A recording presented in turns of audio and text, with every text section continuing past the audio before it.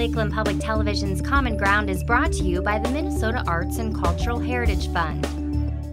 This is something that, well, we've really done all our lives. When I grew up here, this was our family garden plot.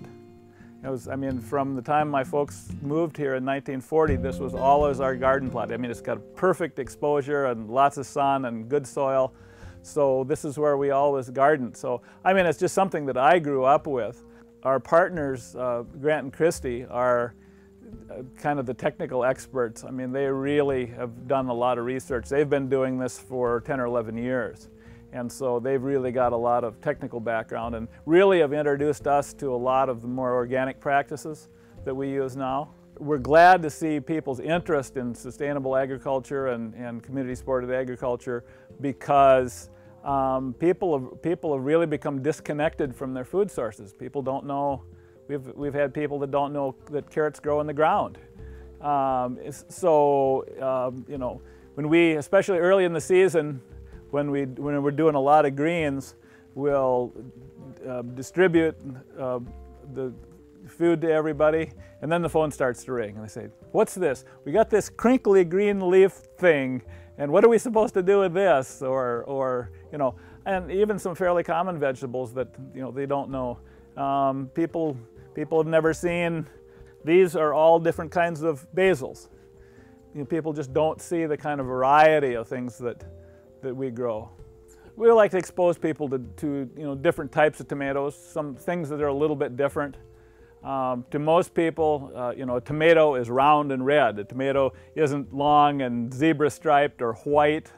Cherry tomatoes are little round red things, and we've got about, you know, 10 different varieties of cherry tomatoes. So we just try to expose people to a little bit different food. Basically, it is years of experience gardening. I started when I was in my early 20s, actually when I moved up here. And John's family was, well, they grew up here, he grew up here, his mother and father farmed always and raised all of their own produce, basically, put it up for the winter, produce, meat, chickens, eggs, you know, the whole thing, beef, sheep. So when I came up here as a young woman, it was back in the hippie days, and I admit that, and it was a real challenge. And just interested in feeding our family as best we could with really wholesome foods. Everybody can eat better. More wholesome foods, less junk food, and kids do better in school. Adults function better. You know, we can go for longer periods during the day. I mean, my energy level is really substantial in the summertime. In the wintertime, it isn't when I'm eating the carbs and stuff. So it's a lot of trial and error, and you learn a lot about your body. We want to introduce a wide variety of things to people. Instead of having one cabbage, we try to have 4 or 5 different cabbages, Asian cabbages, expand their horizons. Start out in the spring with all of those greens that after a long winter we're all just really anxious to put some greens in our diet. Asparagus. We've planted asparagus that has another year or 2 actually to mature, so we sought out another farmer with organic produce. Christy and I went over and picked enough for all of our CSA people to give them nice healthy amounts of asparagus. You can see behind me there's the big tube that's hanging down from the ceiling. That is part of a system that we installed in this house that circulates warm air starting as early in January, and that pulls air into a big manifold along the south side of the house here. And there's 39 tubes underneath that are 3 feet underneath the soil, and so that pulls that warm air down and it starts to heat the soil up. And so by early part of March, the soil temperature is already up in 50 degrees or better, which is about kind of the critical temperature for starting plants. So we can start plants in here, you know, very early in March, so we really get a jump on the season. And then the system also is set up so that At night, if the temperature gets down below, well, a predetermined level, I've got it set at 38 degrees, then the fan will kick back on and it blows the air, and the air blows through and is heated by the soil, and then it reheats the air. So there's no heat source in this house at all. And we've had it down as low as, 15, 18 degrees, and it still didn't freeze in the house. It still never got below 36 degrees. The sides roll down, but there's only one layer of plastic. But it was just such a tremendous amount of heat stored that we can circulate that heat back through. And then we have a monitoring system that, so there's 29 sensors, humidity and temperature sensors in the house and outside that monitor all the conditions in the house, run the fan, run the irrigation system, and it's all accessible on the web. So I sit in the house on my computer, and I can monitor the greenhouse and turn the irrigation on, and so it's quite a system.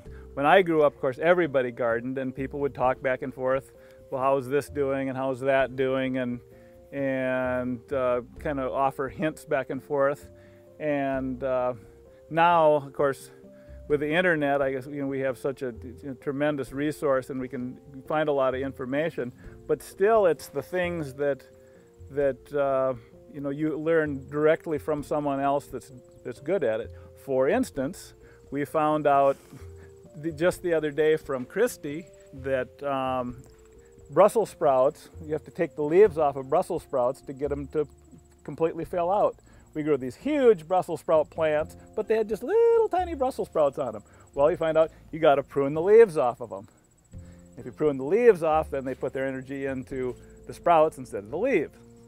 So simple. We never knew that. I've grown Brussels sprouts probably 12 different years, and I've had one really successful year.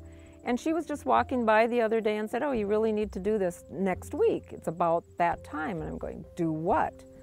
"Take the leaves off." Well, I haven't read up on my Brussels sprouts, so now I know.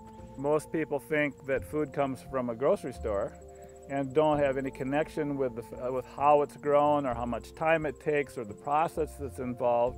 They've just lost that connection to nature and to the soil and to the source of their sustenance. So, bringing people back to the CSA work and whatnot, it's really been a great education. People are so enthusiastic about. One of our subscribers said, he says, "Saturday used to be my favorite day of the week because that's the day I got to go golfing." He says, "Now Thursday is my favorite day of the week because that's when our CSA comes." What we do in the spring, in March, we send out a letter to people that we think will be interested, and then to our previous clients, and they sign up for the CSA program for the year. We have a couple of different tiers available. We have a full tier, which is for a family of 3 or 4, and that basically supplies their vegetable needs for the period of a week.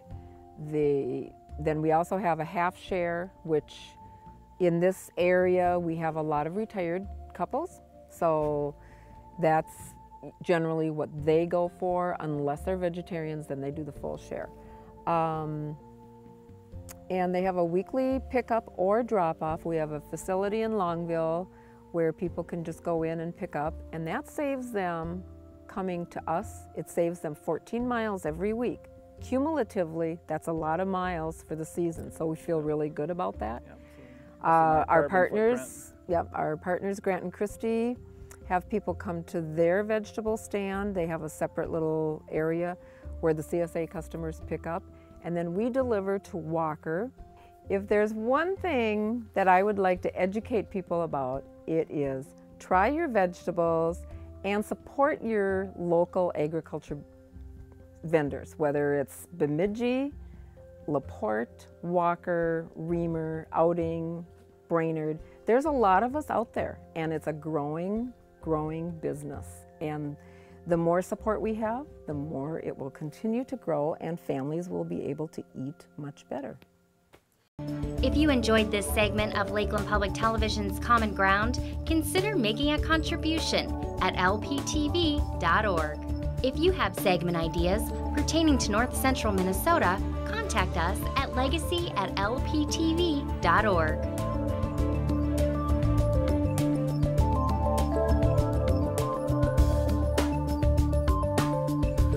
Common Ground is funded by the Minnesota Arts and Cultural Heritage Fund by the vote of the people on November 4th, 2008.